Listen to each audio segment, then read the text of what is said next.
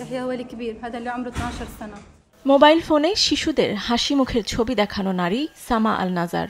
ছবিটি সামার চাচাতো ভাই বোনদের। ছবির শিশুরা এখন সবাই মৃত। গতকালও যেই পরিবার পরিপূর্ণ ছিল বাবা মা ও 10 সন্তান নিয়ে, আজ তাদের মধ্যে 9 শিশুই পরপারে পাড়ি দিয়েছে।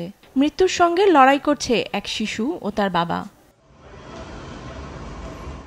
নিহত শিশুদের মা আলা আমির আল নাজার নিজে একজন ডাক্তার।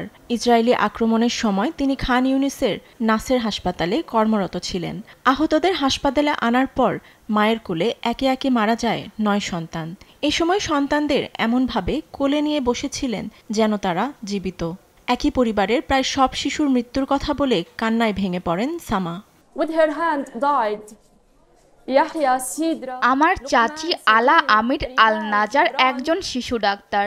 তিনি হাসপাতালে ছিলেন। মুহূর্তের মধ্যে তার সন্তানরা চোখের সামনে মারা যায়। এর পরপরই তিনি বেরিয়ে যান হাসপাতাল থেকে। হামলার পর মুহূর্তের বর্ণনা দিয়েছেন শিশুদের চাচা।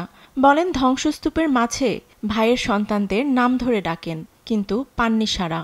আগুন ছড়িয়ে পড়েছিল বাড়িতে। নেভানোর পর প্রথম মরদেহ বের করার ভয়াবহ দৃশ্য তুলে ধরেন। একজন সিভিল ডিফেন্স কর্মী আমার হাতে মৃতদেহ তুলে দিচ্ছিলেন। আমার পাশে দাঁড়িয়েছিলেন নিহতের মা। চিনতে পারেন সন্তানদের। পরম মমতায় কোলে তুলে নেন।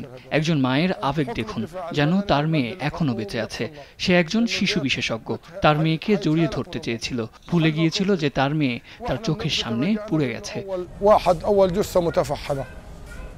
খান ইউনিস এখন সবচেয়ে বিপজ্জনক যুদ্ধক্ষেত্র।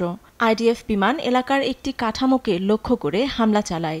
এ হামলায় নিহত হয়েছেন এক দম্পতির 9 সন্তান। ফাতেমা তাসনিম, নিউজ ডেস্ক, দেশ টিভি।